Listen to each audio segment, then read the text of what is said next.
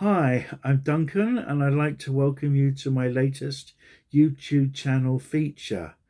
Today, I'll be talking about the Warner Brothers science fiction classic, Them, made in 1954.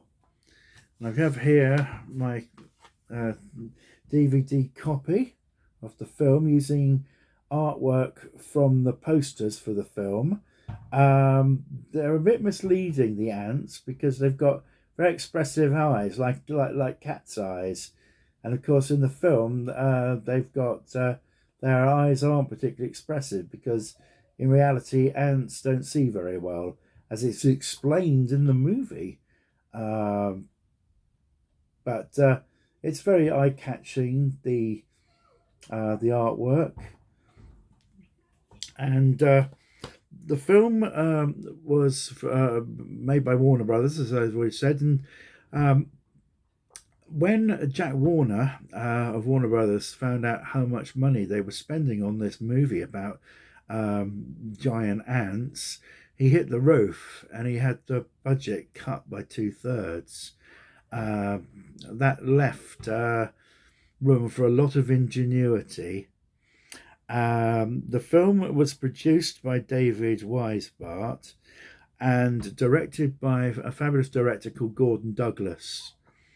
Um, Based on an original story by George Worthing Yates, who I've never come across before, but if that's an original story, it's a really good story. The movie has a wonderful cast. As You've got James Whitmore as Police Sergeant Ben Peterson, and James Arness as FBI Agent Robert Graham. We've then got Edmund Gwenn as Dr. Harold Medford in one of his last screen appearances, I understand, and his daughter, Dr. Pat Medford, was played by Joan Weldon, who died quite recently, I understand.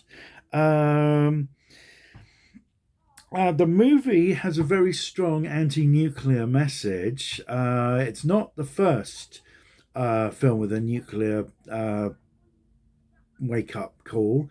That probably must go to The Day the Earth Stood Still from 1951, but it certainly laid the sort of established the template from giant monsters, giant monster movies that really took off in the 50s and the 60s as well. It's set in the New Mexico desert. People have started to go missing. A little girl is found in the desert walking with her doll. She's about 4 or 5, and she's clearly in shock. Um, they don't know what's caused it. There's a fabulous scene where they put her in an ambulance, and there's this strange noise that comes, and she's lying on her back and she sits up in with her eyes still blank when she hears the noise. At the time, the police sergeant and the doctor who in the ambulance are hearing the noise, but they don't realise that she's sat up, and she just goes back gently down again when the noise stops. They'll be able to bring her out of her coma using formic acid. I won't say any more about it because I don't want to ruin the plot, because it is a really good plot. It's an excellent plot. And we've got some really, really fine performances in minor characters. We've got Mary Ellen Hopkinson as Mrs. Lodge, the widow who's identified the body of her dead husband, where her two young sons, are missing, and it's believed that they found a way to escape the giant ants by going into the drainage system of Los Angeles, and there's an attempt to go down there to find what is believed to be the nest of the ants. and to see whether the two lads are still alive. Her performance as a grieving widow and believing her sons are probably no longer alive is a very fine performance. Um, General O'Brien is played by Onslow Stevens, who's been in a number of fantasy movies. Was always very good. Little girl, she's played by Sandy Desha. Fez Parker has a part as an Air Force pilot who believes that he's seen flying ants. He's currently under supervision for mental illness in a sanatorium, and he has to he tells the various people about what he's seen, and of course he's not allowed to leave. He has to stay there until the menace is over. For him, for Fess Parker, life will be very enjoyable for the next few years because he was cast. Walt Disney saw the movie and very much enjoyed it, and was thinking about signing up James Arness for the part of Davy Crockett. But he was so impressed by Fez Parker's performance, he just said he decided that was his Davy Crockett. And of course, James Arness would be recommended by John Wayne, who'd seen the film, to have the part of Sheriff Marshal Matt Dillon in Gunsmoke, which was just about to start production very soon after them, and he would get the part. And then we've also got a character actor called Olin Howlin, who plays the boozy patient, who says he's seen ants flying from his hospital window. He's drunk, and of course the hospital staff don't take him very seriously, but the other James Arness and James Will Whitmore do take him fairly seriously. The movie's got some wonderful parts. When the ant appears for the first time, when they have to go down into the nest, which is very atmospheric.